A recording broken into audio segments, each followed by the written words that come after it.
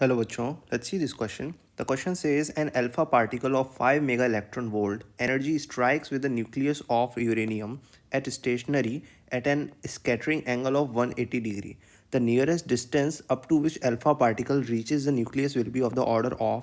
ना जो हमारा अल्फा पार्टिकल यूरेनियम न्यूक्लियस के बहुत ही पास पहुंच जाएगा तो उस डिस्टेंस को बोलेंगे हम डिस्टेंस ऑफ क्लोजेस्ट अप्रोच।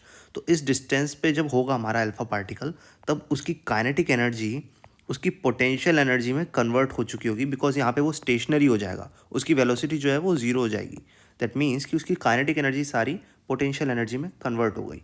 तो हमारी काइनेटिक एनर्जी उसकी कितनी है 5 मेगा इलेक्ट्रॉन वोल्ट, और इसकी पोटेंशियल एनर्जी क्या हो जाएगी हमारी 1/4 pi epsilon not into Z E which is the charge of uranium into 2e which is the charge of alpha particle not divided by D.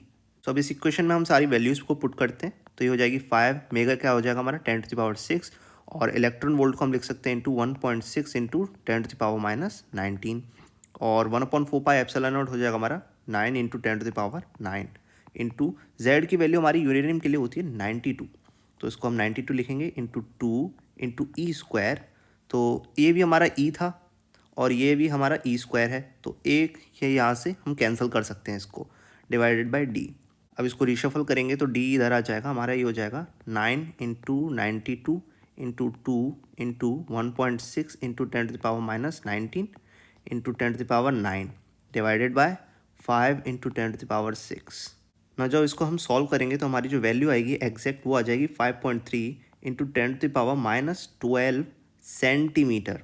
ये मीटर में आएगी लेकिन हम इसे सेंटीमीटर जब कन्वर्ट करेंगे तो इसका ऑर्डर होगा 10⁻12। तो हमारा करेक्ट आंसर क्या हो जाएगा, हमारा हो जाएगा option number C. So I hope you understood the concept. Best of luck.